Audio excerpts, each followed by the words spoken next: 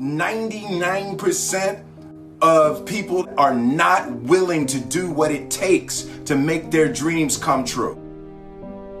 The Marines have a saying, everybody wants to go to heaven, but nobody wants to die. The center of bringing any dream into fruition is self-discipline. You know, something as simple as food and eating. It's not about your body as much as it is about your mind. It's getting command of your mind to be able to choose actions that are in your own best interest. Every day we are choosing that's not in our own best interest. So if the world is attacking you and the world wants to fight you and the world's trying to hold you down, so you're gonna kick yourself in the balls? So you're gonna stop yourself from getting what you dream. And I think the word discipline has kind of gotten a bad name. We think about it in terms of punishment. I'm not talking about discipline in that way. I'm talking about discipline in the sense that you forego immediate pleasure for the exchange of long-term self-respect.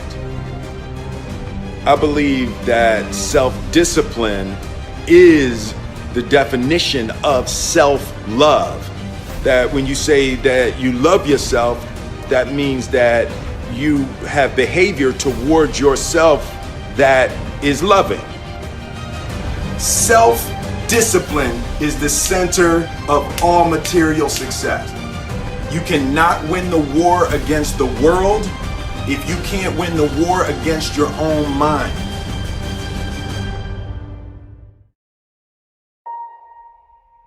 Self-love is when you say to yourself, oh man, look, I know you and that girl got a real connection.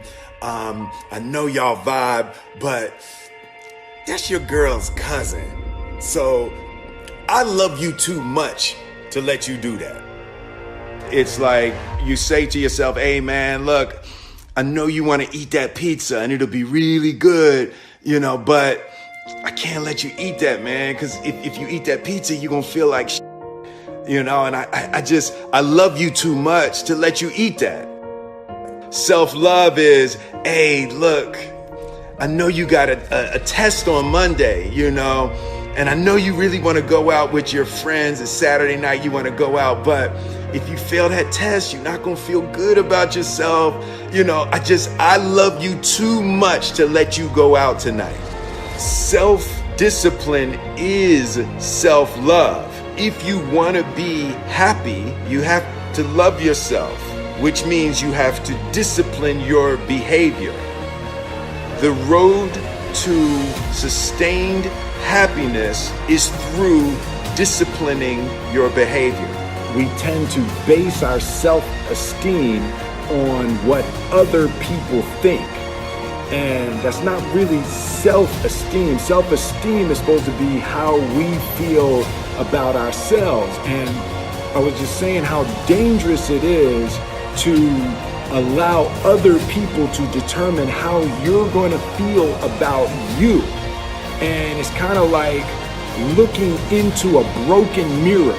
You're going to look in a broken mirror and then change your face to try to look good in this defiled, busted, broken mirror.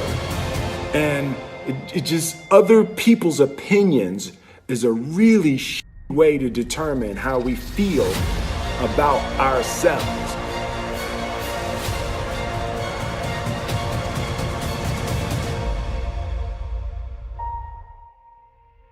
It don't matter whose fault it is that something is broken if it's your responsibility to fix it. For example, it's not somebody's fault if their father was an abusive alcoholic, but it's for damn sure their responsibility to figure out how they're going to deal with those traumas and try to make a life out of it. It's not your fault if your partner cheated and ruined your marriage, but it is for damn sure your responsibility to figure out how to take that pain and how to overcome that and build a happy life for yourself.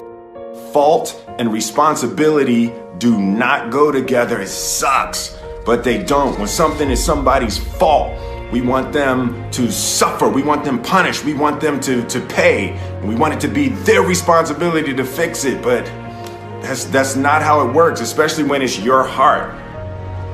Your heart, your life, your happiness is your responsibility and your responsibility alone.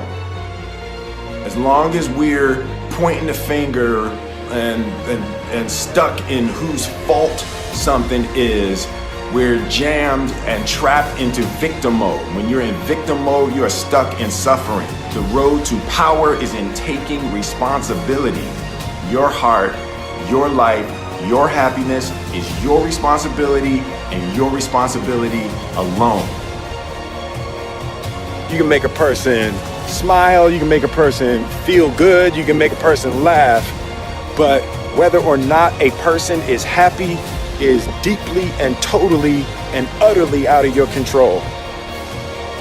The prerequisite for spending time with any person is that they nourish and inspire you. They feed your flame. Look at your last 5 text messages. Are those people feeding your flames or dousing your fire? Put your phone down for just a second and look around. Look to the people around you. Are those people throwing logs on your fire or are they pissing on it?